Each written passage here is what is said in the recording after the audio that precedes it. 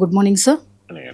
Sir, ప్రశ్న రావణ అంశం మనం చూస్తే నిషిద్ధ భావాలకి ప్రశ్న రావణ బాసటగా నిలిచినట్లుగా మావోయిస్ట్ సంస్థలపై వీడియోలు కానివ్వండి, అలాగే నక్సల్స్ నేత హిడ్మాన్ కీర్తితో చేసినటువంటి ప్రసంగాలు, వీటన్నిటినీ చూస్తున్నాం. అలాగే పవన్ పై చేసిన అనుచిత వ్యాఖ్యలు, వీటిపై అసలు మీరు ఏమంటారు సార్? ప్రశ్న రావణ వ్యవహారం అంటే ఇప్పుడు మీరు చెప్పిన రెండు రోజులు ఆంధ్రజ్యోతి హెడ్లైన్స్. ఒక రోజు హెడ్లైన్ ఏమో పవన్ పై అనుచిత వ్యాఖ్యలు, ప్రశ్న రావణ్ పై ఉపా కేసు. నా గుర్తున్నంత వరకు నిన్నటి పేపర్ పేజ్ 1 వార్త. ఇవాళ పేపర్ ఆంధ్రజ్యోతి పేజ్ 1 వార్త ఏంటి? నిషిద్ధ సంస్థలు, ఎడ్మా కీర్తనలు, ఇవన్నీ ఇవాళ వార్త. నిన్న ఉపా కేసు పెట్టడానికి ఒక కారణము, ఇవాళ ఉపా కేసు పెట్టడానికి ఇంకో కారణం ఉంటుందా? ఉపా కేసు పెట్టడానికి కారణం ఒకటే ఉంటుంది తప్ప, నిన్ననేమో పవన్ కళ్యాణ్ పైన అనుచిత వ్యాఖ్యల కొరకు కేసు పెట్టారని ఆంధ్రజ్యోతిలోనే రాశారు. ఇవాళేమో నిషిద్ధ సంస్థలకు మద్దతుగా బాసటగా ఉన్నారు, అలాగే ఎడ్మాకు కీర్తించారు కనుక కేసు పెట్టారన్నారు. మరి రెండు ఒకటే కాదు కదా. సో ఇక నిషిద్ధ సంస్థలకు బాసటగా నిలిచి ఎడ్మా పైన కీర్తించేలా ఉపన్యాసాలు ఎప్పుడు ఇచ్చారు? కేసు ఎప్పుడు పెట్టారు? కేసు ఇవి 4-5 రోజుల నుంచి. ఆ వీడియోలు ఎప్పటివి? ఆ ఉపన్యాసాలు ఎప్పటివో చాలా రోజుల కింద, అంతవరకు అయితే గ్యారంటీ. మరి చాలా రోజుల కింద జరిగితే పోలీస్ వ్యవస్థ నిద్రపోతుందా?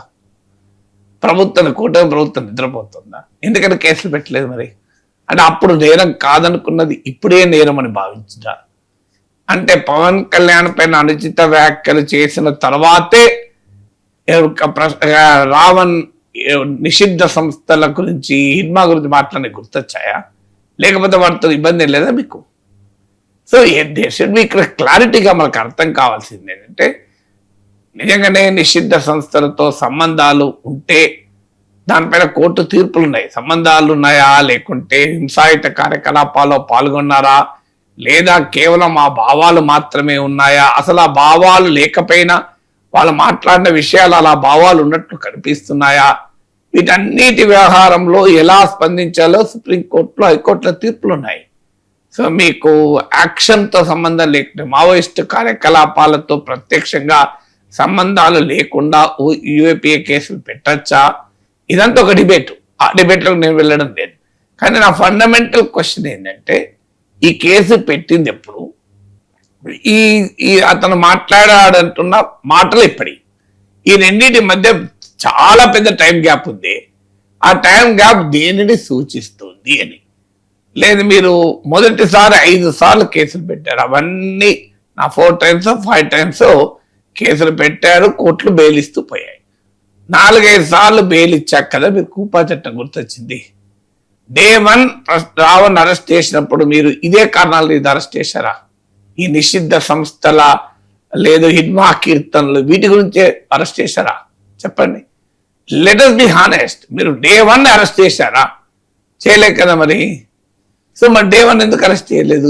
ఈ కారణాల పైన అంటే ఆయనకు రిపీటెడ్ గా కోర్టులు బెయిల్ ఇచ్చినప్పుడే గుర్తొచ్చాయి ఇవన్నీ. అంతకుముందు గుర్తురాలేదా? అంతకుముందు ఎందుకు గుర్తురాలేదు అనే క్వశ్చన్కి ఆన్సర్ ఉండాలి కదా. సో అందువల్ల నిజంగానే నిశ్చిత సంబంధాలు ఉన్నాయో లేవో నాకు తెలియదు. ఇక ఆయన హిందూ మతాన్ని వ్యతిరేకంగా వీడియోలు పెట్టాడు. నేను నిన్న కూడా చెప్పాను, అలాంటి వీడియోలు పెడితే నేను సమర్థించే ప్రసక్తే లేదు అని. కానీ అవి కావు, అవి డాక్టర్డ్ వీడియోస్ అని ఆయన తరఫున వాళ్ళ కుటుంబ సభ్యులు అంటున్నారు. దీనిపైన విచారణ జరిపించండి నిన్ననే అన్నాడు. ఫోరెన్సిక్ ల్యాబ్ పంపండి, ఆ వీడియోలు నిజమా కాదా, హిందూ మతం పైన ఏ రకమైన అభ్యంతరకర వ్యాఖ్యలు మాట్లాడాడు, దానికి సంబంధిత చట్టాలు మాత్రమే ప్రయోగించాలి, ఉప చట్టం కాదు. దానికి సంబంధిత చట్టాలు ఏంటో ఆ చట్టాలు ప్రయోగించాలి. ఒకవేళ మాట్లాడితే నేను మాత్రం ఎట్టి పరిస్థితులు సమర్థించాను. నేను క్లియర్గా చెప్పాను. నేను మళ్ళీ చెప్తున్నాను, నేనేం నిషిద్ధ సంస్థలకు మద్దతు ఇవ్వలేదు, నేనేమి ఇడ్మాను కీర్తించలేదు. నేనేమి ఇడ్మాను కీర్తిస్తే, నిషిద్ధ సంస్థలకు మద్దతు ఇస్తే, హిందూ మతాన్ని అవమానిస్తే సమర్థించేవాడిని కాదు నేను. కానీ ఫండమెంటల్ క్వశ్చన్స్ ఏంటంటే, ఆ కారణాల మీద ఆయన మీద కేసులు పెట్టలే, అరెస్ట్ చేయలే.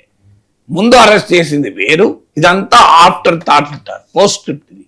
సో ఈ ఆఫ్టర్ థాటే క్వశ్చన్ చేసేది. నిజంగానే మీరు కాజ్ అండ్ యాక్షన్ ఉండాలి కదా. ఇప్పుడు ఆయన మాట్లాడాడు, కాజ్ యాక్షన్ అంటే వెంటనే ఉంటుంది. ఏడాది కిందో 2 ఏళ్ల కిందో 3 ఏళ్ల కిందో మాట్లాడిన వీడియోలన్నీ తీసి ఇప్పుడు కేసులు పెట్టడాన్ని ఎలా అర్థం చేసుకోవాలి? మరి అక్కడితో ఆగుతుంది. ఇలా పొద్దున్న నేను TV5 డిబేట్ చూస్తున్నాను. వైఎస్ఆర్ కాంగ్రెస్ పార్టీ కూడా నిషేధిత మావోయిస్ట్ పార్టీతో సంబంధాలు ఉన్నాయి. అసలు ఏంటిది విచిత్రంగా రాజకీయాలు పట్టుకెళ్తే మావోయిస్ట్ పార్టీకి వైసీపీతో సంబంధాలు ఉన్నాయట. అమిత్ షా చెప్పాడా? ఇది కేంద్ర హోంమంత్రిత్వ శాఖ నివేదిక చెప్పిందా? మరి అదే నిజమైతే ఎన్నికల కమిషన్ ఆ పార్టీ గుర్తింపు వదిలేయాలని డిమాండ్ చేస్తాను. మావోయిస్ట్ పార్టీతో సంబంధాలు ఉన్నాయి, వైఎస్ జగన్ కు మావోయిస్టులకు సంబంధాలు ఉన్నాయని చెప్పి కూడా ఆరోపిస్తున్నారంటే అసలు దీంట్లో ఏది నిజమని నమ్మాలి? ఇప్పుడు ప్రశ్న రావని ఏదో మాట్లాడాడు అంటే ఆ వీడియోలు చూడని వారు ఎవరన్నా ఉంటే నిజమే కావచ్చు అనుకోవచ్చు, లేదా నిజంగానే ఆయన మాట్లాడి ఉంటే అనుకోవచ్చు. కానీ వైఎస్ జగన్ కూడా మావోయిస్ట్ అన్నాక కామ్రేడ్ వైఎస్ జగన్ అని చెప్తున్నారు వీళ్ళు. విచిత్రంగా మాట్లాడుతున్నారు.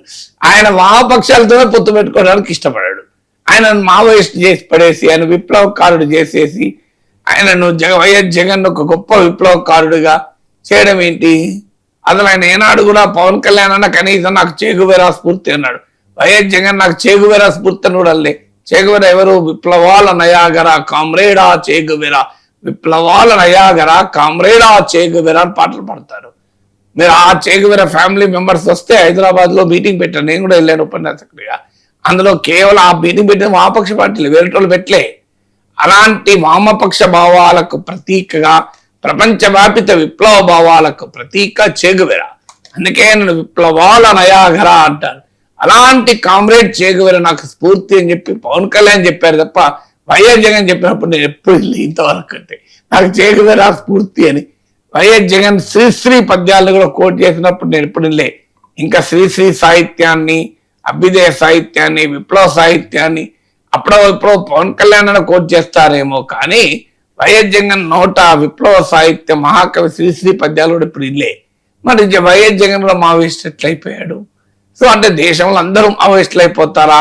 ఒకవైపు అమిత్ షా మావోయిస్ట్ ముక్త భారత్ సాధించామని చెప్పుకుంటుంటే ఇక ఆంధ్రప్రదేశ్ లో కూటమి ప్రభుత్వం లేని మావోయిస్టులను సృష్టిస్తుంటే జగన్ కాలంలో మావోయిస్టులకు అండగా నిలిచిందని మోడీ ప్రభుత్వం భావిస్తే ఆ ప్రభుత్వం రద్దు చేసి పడేస్తున్నారు కదా. ఎందుకు చేయలేదు? ఇప్పుడు మావోయిస్ట్ నిషిద్ధ పార్టీకి జగన్ సపోర్ట్ చేస్తే ఆ పార్టీని రద్దు చేసి పడేయాలి కదా. ఇది ఏదో అఫీషియల్ గా నిన్న అధికారిక TV5 లో ఇవాళ ఉదయం డిబేట్ లో మాట్లాడుతున్నారు.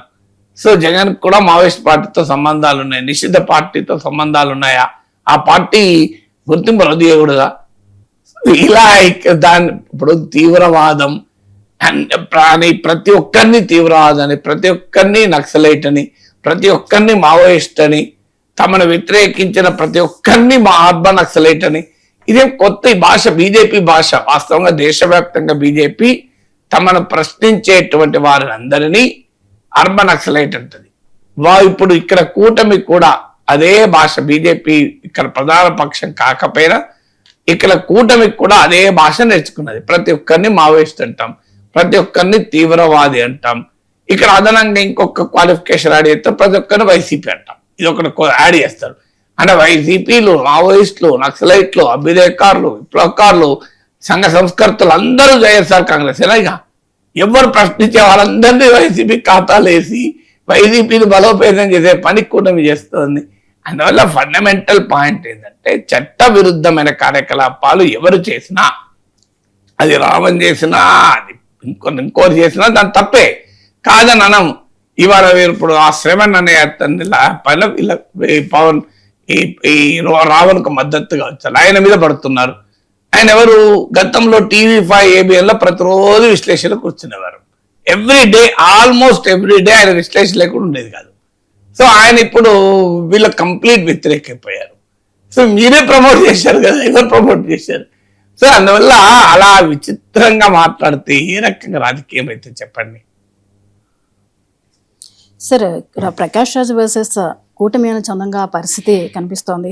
అయితే ప్రకాష్ రాజ్పై జరిగిన మౌఖిక దాడిని అప్రజాస్వామికం అంటూ విపక్షాలు కూడా అంటున్నాయి. అసలు ఎందుకు ఈ పరిస్థితి వచ్చింది? మనం ఒకసారి ప్రకాష్ రాజ్ గారు ఏం మాట్లాడారో కూడా ఒకసారి చూద్దాం సార్. ఏదో వరుసగా తప్పుడు కేసులు పెట్టి 4 సార్లు కోర్టు వేలిస్తే UAPA వాడి ఒక యూట్యూబర్ని రిమాండ్లో పంపిస్తారా అంటే యువరాజుని ప్రశ్నిస్తే దేశద్రోహం. Very good. ఇది ప్రశ్నించే గొంతుల్ని నొక్కడానికి మీరు చేస్తున్న కుట్రమని అందరికీ క్లియర్ గా అర్థమైంది. నెక్స్ట్ ఏంటి? క్యారెక్టర్ అససినేషన్. ఆల్రెడీ జన సైనికులు ఏ వీడియోలు చేసి స్టార్ట్ చేశారు. మీరేం చేస్తారు? వాడు మీ దగ్గర ఉంది, అందులో ఉన్న పర్సనల్ ఇన్ఫర్మేషన్ వక్రీకరించి దాన్ని లీక్ చేస్తూ ఆయనని ఇబ్బంది పెడుతూ ఆ మూలంగా ఆయనకి అండగా నిల్చున్న వాళ్ళని మరి ఎన్నో ప్రశ్నించే గొంతుల్ని భయపెట్టడానికి ప్రయత్నం చేస్తారు కదా. దిగజారుతూ ఉండండి.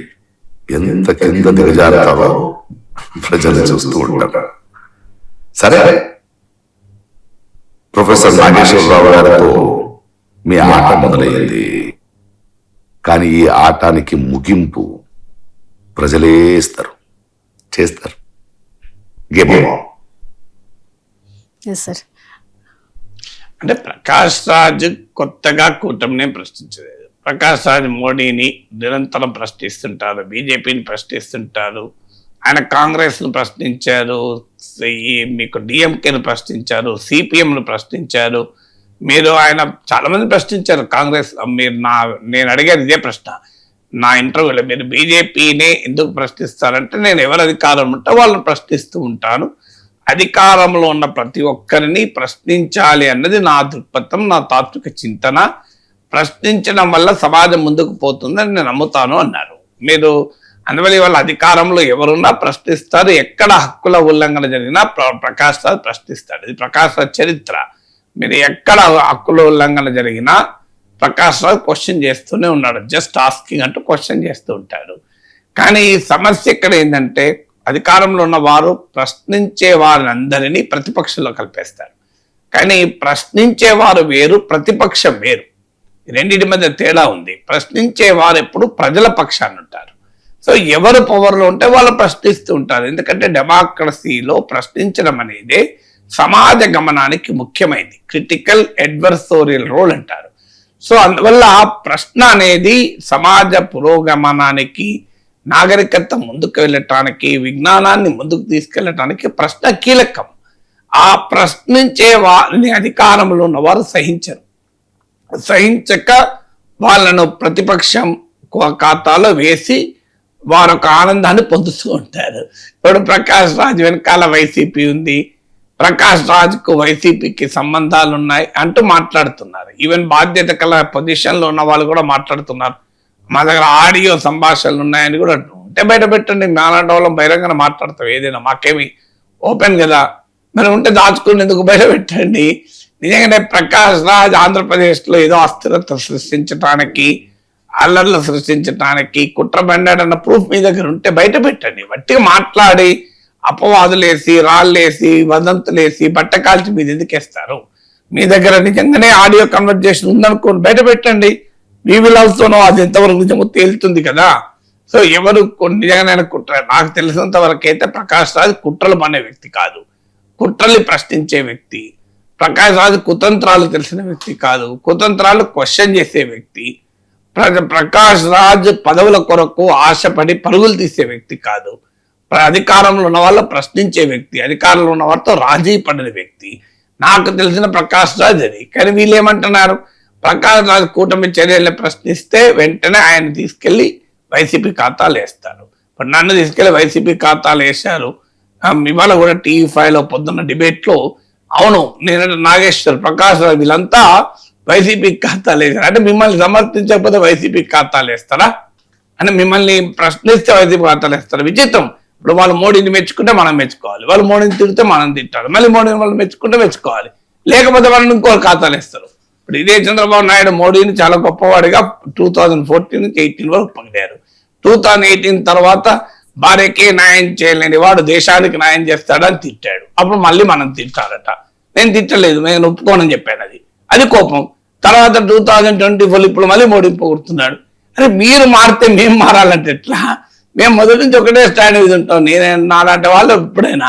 సో మీరు మారుతున్నప్పుడల్లా మేము మారాలి అంటే ఎట్లా? ఇప్పుడు వైసీపీ టీడీపీ కలిపి పార్లమెంట్లో ఒకే రకంగా ఓటేస్తుంది. మరి మేము ఓటేస్తాం. అట్లా వైసీపీతో కలిసి ఒకే రకమైన వైఖరి ఎన్నడూ తీసుకోలే. మీరు దేశంలో జరిగే పరిణామాలన్నింటిలో చూడండి, టీడీపీ వైసీపీ వైఖరి ఒకటే కదా. తేడా ఏముంది? మీరు డీలిమిటేషన్ పైన టీడీపీ వైసీపీ వైఖరి ఒకటే కదా చెప్పండి. మీరు Delhi national capital terror bill TDP YCP వైఖరి ఒకటే కదా. రాష్ట్రపతి ఎన్నిక, ఉపరాష్ట్రపతి ఎన్నిక టీడీపీ వైసీపీ వైఖరి ఒకటే కదా.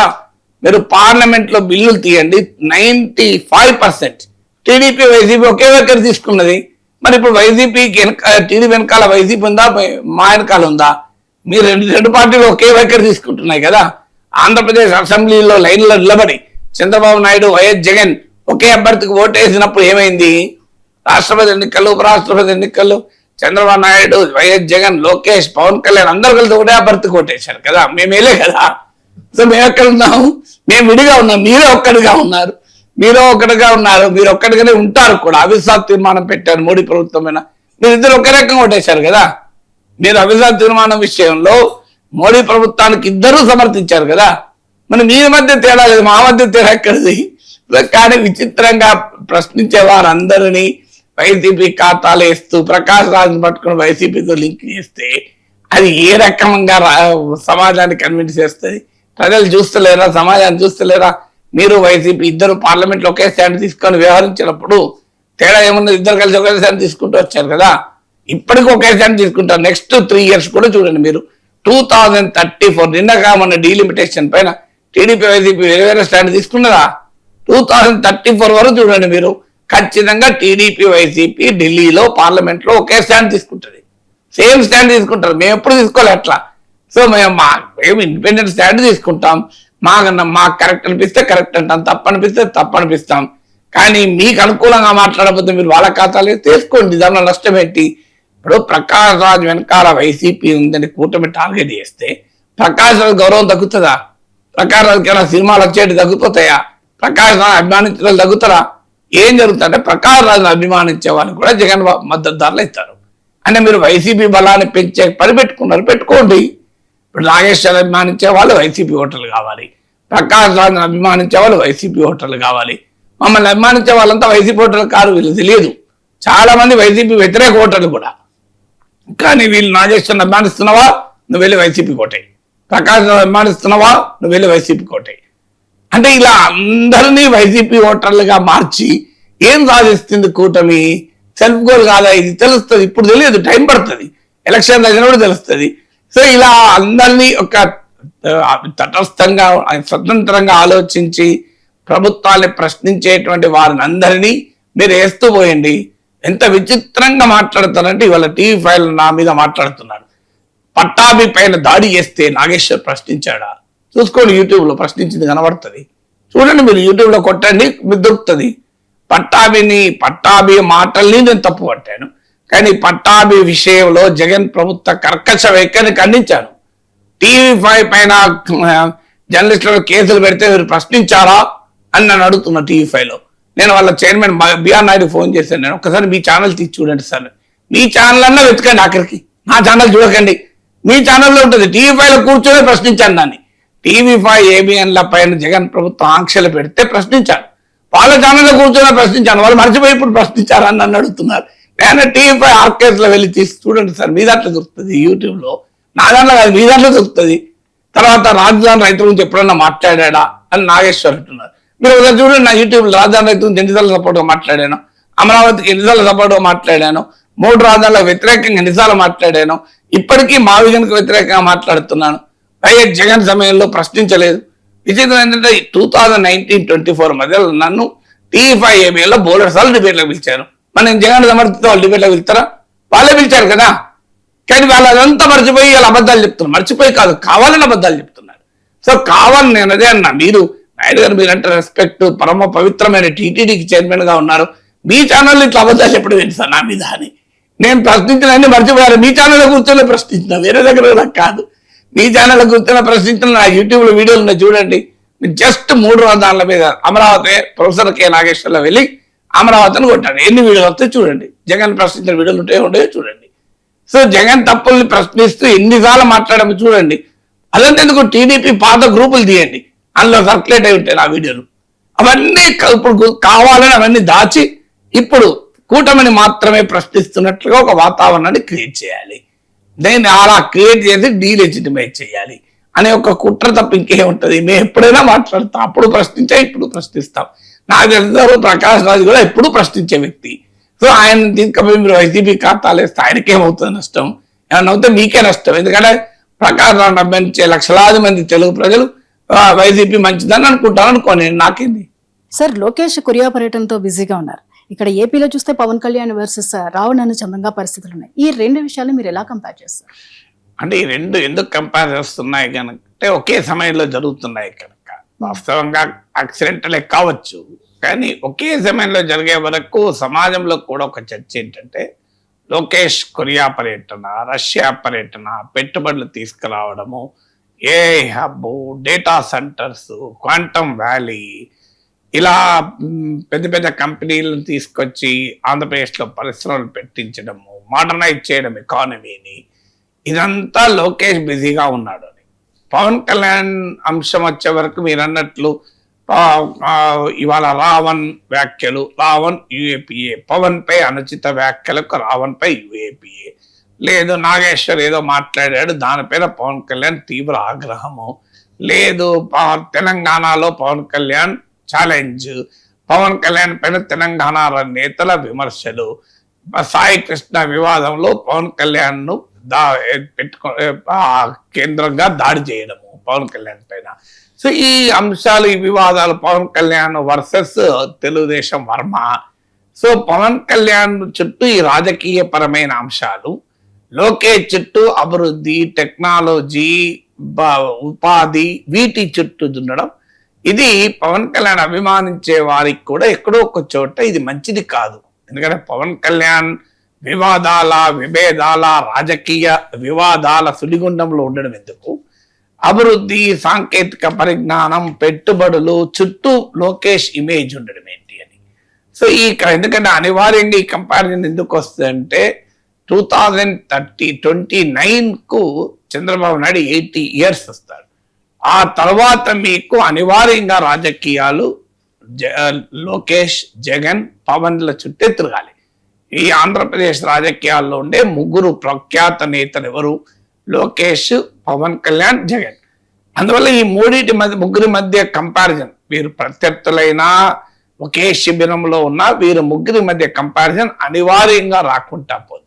Pawan Kalyan deputy chief minister గా తన శాఖలో ఒక బలమైన ప్రభావాన్ని చూపి అతను ఇంకో పవన్ కళ్యాణ్ మంత్రిగా ఉంటే ఇలా జరుగుతుంది, పవన్ కళ్యాణ్ వల్ల ఇంకో ఆంధ్రప్రదేశ్ లో ఈ అద్భుతం జరిగింది అనేటువంటి ఒక ఇంపాక్ట్ ఉండాలి అని ఆయన అభిమానించే వాళ్ళందరూ కోరుకుంటారు. ఎందుకంటే మీకు ఇప్పటికీ చూడండి, చంద్రబాబు నాయుడు అంటే హైదరాబాద్ లో ఐటీ రంగం గుర్తొస్తుంది. అవునన్నా కాదు, ఈవెన్ చంద్రబాబును విమర్శించే వారైనా, వ్యతిరేకించే వారైనా చంద్రబాబు పేరు చెప్పితే హైదరాబాద్ లో ఐటీ రంగము, ఈ గవర్నెన్స్, సాఫ్ట్వేరు, ఇదంతా చర్చకు వస్తుంది. రాజశేఖర రెడ్డి పేరు చెప్తే ఇప్పటికీ రైతాంగము, సంక్షేమము, ఇలాంటి అంశాలు గుర్తొస్తాయి. మీకు ఎన్టీ రామారావు పేరు చెప్తే ఒక పేదల పట్ల ఒక సానుభూతి, ఒక రాజకీయాల్లో కొన్ని విలువలను, వీటి గుర్తొస్తాయి. మీకు ప్రతి ఒక్కరికి ఒక ఇమేజ్, ఒక ఐడెంటిటీ, ఒక నాయకత్వం ఉంటారు. ఇప్పటికీ చంద్రబాబు నాయుడుకు ఈ టర్మ్ లో కాకపోయినా అంతకు ముందు టర్మ్ లో పేరేంటి? చంద్రబాబు అంటే అడ్మినిస్ట్రేషన్ చాలా స్ట్రాంగ్ గా ఉంటాడు అని. ఇలా ప్రతి నాయకునికి ఒక ఇమేజ్. ఇప్పుడు లోకేష్ కూడా చంద్రబాబు నాయుడు వారసులుగా ఆ ఇమేజ్ యొక్క కొనసాగింపుగా, తండ్రి ఇమేజ్ ను కొనసాగింపుగా ఇన్వెస్ట్మెంట్, టెక్నాలజీ, డెవలప్మెంట్ చుట్టూ ఆయన ఇమేజ్ బిల్డ్ అవుతూ వస్తుంది. పవన్ కళ్యాణ్ కూడా ఒక బలమైన ఇమేజ్. ఇంకో పవన్ కళ్యాణ్ అంటే ఇది ఐడెంటిటీ, పవన్ కళ్యాణ్ అంటే ఈ అంశంతో ఆయనను చూస్తారు. పవన్ కళ్యాణ్ అంటే ఇప్పటి వరకు ఉన్న భావన ఏంటంటే పవన్ కళ్యాణ్ కాస్త సమస్య పట్ల స్పందిస్తారు, పవన్ కళ్యాణ్ ప్రశ్నిస్తారు, పవన్ కళ్యాణ్ ప్రజల సమస్యల పైన ఆవేశంగా, సెన్సిటివ్ గా స్పందిస్తారు, ఏదో పట్టించుకున్నట్టు ఉండడు. ఈ ఇమేజ్ ఆయనకు ప్రతిపక్షంలో ఉండగా ఉండే. ఆ తర్వాత రాజకీయ పరిణామాలని చక్రం తిప్పిన గేమ్ చేంజర్ గా వైసీపీ వ్యతిరేక కూటమి ఆర్కిటెక్ట్ గా కూటమి ప్రభుత్వాన్ని అధికారంలోకి తేవడంలో కీలక భూమిక పోషించిన నేతగా పవన్ కళ్యాణ్ ఐడెంటిటీ. ఆ పొలిటికల్ ఐడెంటిటీ కాస్త డిప్యూటీ చీఫ్ మినిస్టర్ అయ్యాక ఒక పాలనా ఐడెంటిటీగా, ఒక ప్రజల కోణం నుంచి ఇంకో పవన్ కళ్యాణ్ వల్ల ఈ అద్భుతం జరిగింది అనేది రావాలి అని పవన్ కళ్యాణ్ అభిమానించేవారు ఎవరైనా కోరుకుంటారు. పవన్ కళ్యాణ్ అభిమానించిన వారు కూడా కోరుకోవాలి. ఎందుకంటే మనం we want our leaders to have an identity, ఒక ప్రజల పక్షాన ఇది చేస్తారని. సో అది కాకుండా ఈ అనవసర వివాదాలు ఇవేమి రాజకీయంగా పవన్ కళ్యాణ్కు వన్నతేదు, పవన్ కళ్యాణ్కి గౌరవం తేదు. ఈ వివాదాల వల్ల పవన్ కళ్యాణ్కు జరిగేది ఏమీ కాదు కూడా. ఆయన పట్టించుకోకపోయినా ఏమీ జరగదు. ఇప్పుడు మోడీ పైన ఎంతమంది ఎన్ని మాట్లాడతలేదు, ఏమవుతుంది మోడీ మీద తగ్గిందా? సో ట్రంప్ పైన ఎంతమంది ఎన్ని మాట్లాడలేదు, ట్రంప్ ప్రెసిడెంట్ కాకుండా పోయాడా? పబ్లిక్ లైఫ్ లో ఉంటే 10 మంది 10 మాటలు అంటుంటారు, పట్టించుకోవాలని అవసరం లేదు.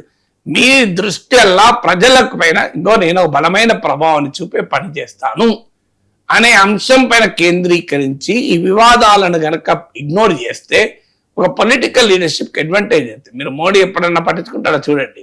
మోడీ పైన ఎంతమంది ఎన్నంటారు. ఎలక్షన్స్ టైంలో తప్ప నార్మల్ టైంలో మోడీ వాటి కేర్ కూడా చేయడు, తన పని దాన్ని చేసుకుంటూ పోతాడు. సో అందువల్ల తన లీడర్స్ ఎప్పుడు కూడా ఏంటంటే సెన్సిటివ్ గా తమ పైన వచ్చే విమర్శలకు వ్యాఖ్యానాల పట్ల టూ సెన్సిటివ్ ఉండడం వల్ల ఉపయోగం ఉండదు. దానివల్ల వాళ్ళు డైవర్ట్ అయిపోతారు. వాళ్ళ ఎనర్జీ, వాళ్ళ ఇమేజ్, వాళ్ళ ఐడెంటిటీ మొత్తం ఈ వివాదాల చుట్టూ తిరుగుతుంది. అందువల్ల ఈ వివాదాలకు అతీతంగా మా స్థాయి కాదు ఈ అంశాలన్నీ. మా పని, మాకు ప్రజలు ఓటు వేసింది, ప్రజల పైన ఒక బలమైన ప్రభావాన్ని చూపడానికి ఓటేశారు, ప్రజల జీవితాలు మార్చడానికి ఓటేశారు అని దానిపైన కేంద్రీకరించితే ఈ వివాదాలు సమసిపోతాయి. పట్టించుకో. ఈ వివాదాల లక్షణం ఎలా ఉంటుందంటే, ఇలా వారం 10 రోజులు ఏం నడుస్తుంది, పవన్ కళ్యాణ్ వర్సెస్ రావణ్, అది పవన్ కళ్యాణ్కి ఏమైనా గౌరవాన్ని తెస్తుందో నాకు చెప్పండి. Pawan Kalyan deputy chief minister, Ravan ఒక్క సాధారణ యూట్యూబర్, ఏమొస్తుంది దాంతో? 15 రోజుల పాటు పవన్ కళ్యాణ్ వర్సెస్ నాగేశ్వర్, ఏమొస్తుంది? నాగేశ్వర్ సాధారణ విశ్లేషకుడు, పవన్ కళ్యాణ్ రాష్ట్రానికి ఒక డిప్యూటీ చీఫ్ మినిస్టర్. ఇప్పుడు ఈ వివాదాలు వస్తే ఉపయోగం ఉండదు. మీకు జగన్మోహన్ రెడ్డి అనుభవం కూడా ఉంది. జగన్ రంగనాయకమ్మతోని, డాక్టర్ సుధాకర్ తోని, ఇలా అంకబాబుతోని, ఇలా చాలా మందితో పెట్టుకున్నాడు. అబ్దుల్ సలాం అనుకుంటా, ఎవరెవరితో పెట్టుకుంటే అసలే పోయింది కదా. సో ఎప్పుడు కూడా మీరు మీ రాజకీయ ప్రత్యర్థుల్ని టార్గెట్ చేయండి, రాజకీయపరమైన సీరియస్ అంశాల్లోకి వెళ్ళండి, ప్రజా సమస్యలు పరిష్కరించండి, ప్రజల జీవితాలు మార్చే పనులు చేయండి. ఈ వివాదాలు ఇప్పుడు ఉంటాయి, ప్రశ్నించేవారు ప్రశ్నిస్తుంటారు. మీ పర్ఫార్మెన్స్ ప్రశ్నకు ఆన్సర్ చెప్పాలి తప్ప ప్రశ్నకు ఆన్సర్ పర్ఫార్మెన్స్, కానీ ప్రశ్నకు ఆన్సర్ కేసులు వెంబడించడం, వేటాడడం, 4 పోలీస్ స్టేషన్లు తిప్పడం, 30 పోలీస్ స్టేషన్లో కేసులు పెట్టడం, అరెస్ట్ హైదరాబాద్ దాకా వచ్చడం, ఇది కాదు మీ ప్రశ్నకు సమాధానం. ప్రశ్నకు సమాధానం పవర్లో ఉన్న వాళ్ళు పర్ఫార్మెన్స్. ఇప్పుడు మాలాంటి వాళ్ళమే మమ్మల్ని చాలా మంది చాలా అంటుండే, జస్ట్ ఇగ్నోర్ అని మా వీడియోలు మేము చేసుకుంటున్నాం. సందర్భం వచ్చినప్పుడు ఎప్పుడో మాట్లాడుతాం తప్ప ప్రతిరోజు దీని మీద మాట్లాడతానా? మీరు చూడండి, లాస్ట్ 100 వీడియోలు అవి చూడండి. మీరు అందులో ఒక 80 వీడియోస్ నీకు డిఫరెంట్ టాపిక్స్ ఉంటాయి. ఇన్ని వివాదాల సమయంలో కూడా పట్టించుకో. మా పని మేము చేసుకున్నప్పుడు ఇరాన్ యుద్ధం పైన నేను 17 వీడియోలు 1 lakh దాటాయి. ఎకానమీ పైన బోలెడు మాట్లాడుతుంటాను, జియో పాలిటిక్స్ మాట్లాడుతుంటాను. ఇది మా పని కాదు. సందర్భం వచ్చినప్పుడు ఆన్సర్ చేస్తూ ఉంటాం, కానీ పట్టించుకోం. అందువల్ల రాజకీయాల్లో ఉన్న వాళ్ళకు కూడా they should focus on their primary activity. ఇలా ప్రతి చిన్న వివాదాన్ని సీరియస్ గా తీసుకొని దాని చుట్టూ వచ్చి మధ్యలో వ్యాఖ్యానాలు, హోమ్ మినిస్టర్ నేనే అయితే ఇలా ఉండదు, డిఎస్పీ కొరకు భీమవరం డిఎస్పీ కొరకు ఇన్వాల్వ్ కావడం, ఈ అంశాలన్నీ ఏమవుతాయంటే అవి చేయాల్సిన వాళ్ళు చేస్తారు. పవన్ కళ్యాణ్ 10 మంది చెప్తే వాళ్ళు చూసుకుంటారు. ఇవన్నిటి మీద పవన్ కళ్యాణ్ ఇన్వాల్వ్ అయ్యి వీటి చుట్టూ తిరిగితే పవన్ కళ్యాణ్కి ఏమొస్తుంది నాకు అర్థం కూడా కాదు. సో అల్టిమేట్ గా ఏమొస్తుంది, రావణ్ పైన మీరు కక్ష తీసుకుంటారు, ఏమవుతుంది? What will happen? దానివల్ల ఏమైతే రావణో 4 రోజులు జైల్లో ఉంటాడు. కానీ మీకు వచ్చే పొలిటికల్ బెనిఫిట్ ఏంటి అని. ఇప్పుడు నాగేశ్వర పైన 15 రోజులు అటాక్ చేశారు, ఏం పొలిటికల్ బెనిఫిట్ వచ్చింది చెప్పండి? రాజకీయంగా ఏమైనా ప్రయోజనం వచ్చిందా?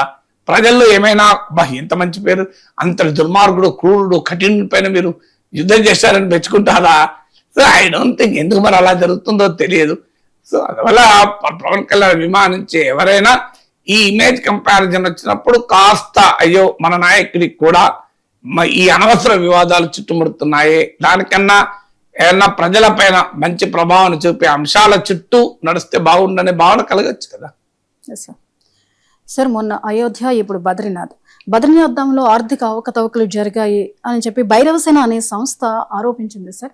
ప్రముఖ దేవాలయాల్లోని ఇటువంటి పరిస్థితి ఎందుకు నెలకొంటోంది? లోపం ఎక్కడుంది సార్? అంటే ప్రముఖ దేవాలయాలే జరుగుతున్నాయని మనకెలా తెలుసు? చిన్న దేవాలయాలు జరుగుతున్నాయి కాదు, న్యూస్లోకి రావు. సో అంటే చిన్న దేవాలయాల్లో ఇంత పెద్ద ఎత్తున విరాళాలు ఉండవు కదా. ఇప్పుడు మనకు దుర్మార్గులు ఎప్పుడైనా అంతటా ఉంటారు, వాళ్ళు ఇక్కడ అక్కడ సమాజంలో ఎక్కడైనా ఉంటారు. అందువల్ల దేవాలయాల పైన మనం తప్పుడుగా ఆలోచించాల్సిన అవసరం లేదు. దేవాలయాల్లో తప్పుడు పనులు చేసిన వారిని మాత్రమే మనం ప్రశ్నించాలి. సో కానీ ఇక్కడ క్వశ్చన్ ఏమొస్తుందంటే, మీరు అన్నట్లు ఇవన్నీ మామూలు దేవాలయాలు కాదు. రామ మందిరం కావచ్చు, లేదా బద్రీనాథ్ కేదార్నాథ్ టెంపుల్స్ కావచ్చు, అవి కోట్లాది హిందువుల యొక్క ఆరాధ్య దేవాలయం కావచ్చు. అది వారి విశ్వాసాలకు ఒక అత్యున్నతమైన ప్లేస్. సో అక్కడ ఏమైతుందంటే ప్రతి హిందువు ఎక్కడో బాధపడుతుంటాడు, ఇదేంటి అని. ఇప్పుడు మీకు ఆశ్చర్యం వేస్తే అయోధ్యలో జరిగిన దొంగతనాలు చూస్తే బాధేస్తుంది. బంగారంతో చేసిన రామచరిత మానస్ను ఒక రామభక్తుడు, ఒక రిటైర్డ్ అధికారి, వాళ్ళ తల్లి రామభక్తురాలు కనుక తల్లి మీద ప్రేమతో మా తల్లికి చివరి నిమిషం వరకు రామా రామా అంటూ తలుచుకుంటూ చనిపోయింది కనుక ఒక రామచరిత మానస్ను 3-4 కోట్లు ఖర్చు పెట్టి చేయిస్తే అది కనబడతలేదు. ఏం చూడండి, ఇప్పుడు విచిత్రం ఏంటంటే రామచరిత మానస్ చదివిన వాడు హిందూ ద్రోహి, రామచరిత మానస్ దొంగతనం చేసిన వాడు మాత్రం కాదా? నిజంగా నాకు ఇప్పటికీ అర్థం కాదు. రామచరిత మానస్ను చదివి రాముని గొప్పతనం గురించి చెప్పే వాళ్ళనేమో రాజకీయంగా మిమ్మల్ని ప్రశ్నిస్తే హిందూ ద్రోహులు అయిపోతారు. కానీ రామచరిత మానస్ దొంగిలించిన వాడు ఎవడు? రామమందిరంలో దొంగతనం చేసిన వాడు హిందూ ద్రోహి కాదా? వాడు మించిన హిందూ ద్రోహి ఎవడున్నాడు? ప్రశ్నించే వాళ్ళు యాంటీ హిందూ కాదు, హిందూ మతానికి చెడ్డ పేరు తెస్తున్న వాళ్ళు వీళ్ళు కదా, దొంగలు కదా. సో ఇలాంటి దొంగలను మొదలు పట్టుకోవాలి. దానికి ఏం డిఫెన్స్? డబ్బు ఇచ్చి విరాళం ఇచ్చిన వాడు హిందువే, దొంగతనం చేసిన వాడు హిందువే, తప్పేంటి? అసలు ఇదేం వాదన? అసలు ఇలా ఆర్గ్యుమెంట్ ఏంటి? ఆ ఆర్గ్యుమెంట్ చేసిన వాడిని ఎవరైనా ఖండిస్తున్నాడా? ఎవరు ఖండించడు. మరి అలా ఆర్గ్యుమెంట్ చేసిన వాడు ఇదేందయా నేరం, హిందువుల విరాళాలు హిందువులు దోచుకోవచ్చా అంటే ఆన్సర్ ఉండాలి కదా. ఒక్కొక్కరు మంచిగా బ్రహ్మాండంగా విల్లాలు కట్టుకున్నారు, కార్లు కొనుక్కున్నారు, అడ్డగోలుగా. ఆ చంపత్ రాయ్ జనరల్ సెక్రటరీ తన డ్రైవర్నే కౌంటింగ్ స్టాఫ్ గా పెట్టుకున్నాడు. ఆ డ్రైవర్ తన ఫ్రెండ్ని తీసుకొచ్చి పెట్టుకున్నాడు. ఒక ఆయన అయోధ్యలో ఇది వాటర్ వ్యాపారం చేస్తాడు, వాటర్ బాటిల్ అమ్ముకున్నాడు, అతను తీసుకొచ్చి కౌంటింగ్ స్టాఫ్ గా పెట్టారు. అసలు ఇంత నిఘా లేకుండా, ఇంత మానిటరింగ్ లేకుండా, ఇంత విజిలెన్స్ లేకుండా, ఇంత సిస్టమ్స్ లేకుండా ఎలా నడిపారనేది ఎవరికి అర్థం కాదు. మరి అంత గొప్ప ట్రస్ట్, అంత దివ్యమైన భవ్యమైన మందిరము, దీని అడ్మినిస్ట్రేషన్ ఇంత వీక్ గా ఎందుకుంది అని. ఇప్పుడు బద్రీనాథ్ టెంపుల్లో కూడా ఈ లెక్క పెట్టడం అంటే, నీకు కోట్లాది ప్రజలు వాళ్ళ కష్టార్జితాన్ని మీకు విరాళంగా ఇస్తే ఏదో భగవంతుని పైన ప్రేమతో దైవ కార్యానికి ఖర్చు పెట్టాలి. విచిత్రం ఏంటంటే ఈ డొనేషన్ల ద్వారా, భక్తుల డొనేషన్ల ద్వారా వచ్చినవి మన టీటీడీలో ఒక హాస్పిటల్ నడిపితే విమర్శిస్తుంటారు. భక్తులు డొనేషన్లు ఇచ్చింది హాస్పిటల్ నడపడానికి, భక్తులు డొనేషన్లు ఇచ్చింది దేవుని కోసమే కదా అంటుంటారు. లేదా పేదవారికి ఏదైనా సంక్షేమం కొరకు ఖర్చు పెడితే తప్పని వాదిస్తుంటారు. కానీ దొంగతనాలు చెప్తారట, ఆశ్చర్యంగా ఉంటుంది. అయ్యా మానవ సేవయే మాధవ సేవ, దేవుని పేరిట పేదలకు ఆరోగ్యాన్ని, చదువును, పేదలకి అన్నం పెడితే అది పుణ్యమే కదా అంటే దాన్ని మాత్రం వ్యతిరేకిస్తారు. మరి ఈ దొంగతనాన్ని ఎలా సమర్థిస్తాం? అందువల్ల ఇవాళ హిందూ దేవాలయాలకు ప్రభుత్వ నియంత్రణ నుంచి తీసేయాలని కూడా ఉద్యమాలు నడుస్తున్నాయి. ప్రభుత్వ నియంత్రణ ఉంటేనే ఇలా ఉంటే, నియంత్రణ లేకపోతే ఇంకెలా ఉంటది? ఇంకా వాస్తవంగా అయోధ్యలో ప్రభుత్వ నియంత్రణ లేదు. అయోధ్య దేవాలయం ట్రస్టే నడిపిస్తుంది. సో అయోధ్య దేవాలయము ఒక పెద్ద ఉద్యమం నడిపి దేశంలో ఒక సామాజిక రాజకీయ పరిణామాల నేపథ్యంలో వచ్చిన ఆలయం. అలాంటి ఆలయం నిర్వహణ ఇంత బలహీనంగా, ఇంత వీక్గా ఎందుకు ఉంది? మరి ఎందుకు అనే ప్రశ్నకు ఆన్సర్ దొరకాలి కదా. అందువల్ల హైలీ ప్రొఫెషనల్ గా నడపాల్సినటువంటి వ్యవస్థలు ఇలా ఎందుకు నడిచాయి? దీంట్లో ఎవరు పెద్దవాళ్ళు ఉన్నారు? కావాలనే చేశారా? ఎందుకు భక్తుల విశ్వాసాలపైన భయంకరమైన దాడి కాదా అని. అదే సమయంలో ఇంత జరుగుతున్నా రాజకీయంగా స్పందించిన మేము తప్ప ఇప్పుడు తిరుపతి లడ్డు పైన ఇంత మాట్లాడిన పవన్ కళ్యాణ్, చంద్రబాబు దీనిపైన మాట్లాడారు, కంప్లీట్ మాట్లాడారు. వైఎస్ జగన్ మాట్లాడాడు, నరేంద్ర మోడీ మాట్లాడాడు. ఏంటన్నట్టు ఇది? ఇప్పుడు సనాతన ధర్మానికి ఇది నష్టం కాదా? మాట్లాడాలి కదా పవన్ కళ్యాణ్ గారు, మాట్లాడాలి కదా చంద్రబాబు నాయుడు గారు. తిరుపతి లడ్డులో కల్తీని ఎంత నేరమో దేవుని సొమ్ము దొంగతనం చేస్తే నేరం కాదా? దీనిపై విచారణ జరగాలని కోరుకోవాలి కదా. కనీసం ఇది అన్యాయము, ఇలా దొంగతనం చేసిన వాళ్ళు వదలకూడదన్న మాట్లాడాలి కదా. అంటే దేవుని దగ్గర కూడా రాజకీయపరమైన స్పందన ఉండడం ఉండకపోవడం కూడా రాజకీయాలు నిర్ణయిస్తే బాధేస్తుంది. తప్పనాలి. ఏముంది, ఆ తిరుపతి లడ్డులో కల్తీ జరిగినా తప్పంటాం, దేవుని దగ్గర దొంగతనం జరిగినా తప్పంటాం. మనకు ఒకటి మంచిది ఒకటి చెడ్డది అంటే ఎట్లా? సో ఎందుకు మౌనంగా ఉంటున్నారు అంటే ఎన్డీఏ నాయకులంతా మౌనము, ప్రతిపక్ష నాయకులు మాట్లాడడం, అంటే ఆఖరికి అయోధ్య రాముని కాపాడటానికి, అయోధ్య రాముని పవిత్రతను కాపాడటానికి ప్రతిపక్ష నేతలే పూనుకోవాలి తప్ప ఎన్డీఏ నేతలు పట్టించుకోరా? రాముడు అందరికీ రాముడే కదా, దొంగతనం అందరికీ దొంగతనమే కదా, దాన్ని అందరూ ఖండించాలి కదా. దాంట్లో రాజకీయాలు ఏమున్నది? పోనీ ఖండించేటప్పుడు ప్రతిపక్షాలు మోడీని, బీజేపీని, ఆర్ఎస్ఎస్ ప్రశ్నించవచ్చు, మీరు ప్రశ్నించకండి. అట్లీస్ట్ రామ మందిరంలో జరిగిన ఈ దొంగతనం బాధ వేస్తుంది, ఆ బాధ పెడుతోందని అన్న ట్వీట్ చేయాలి కదా. ఆ చిన్న మాట అనడానికి కూడా బాధ కూడా పెడుతున్నామని చెప్పడానికి ఇబ్బంది ఏందో నాకు అర్థం కాదు.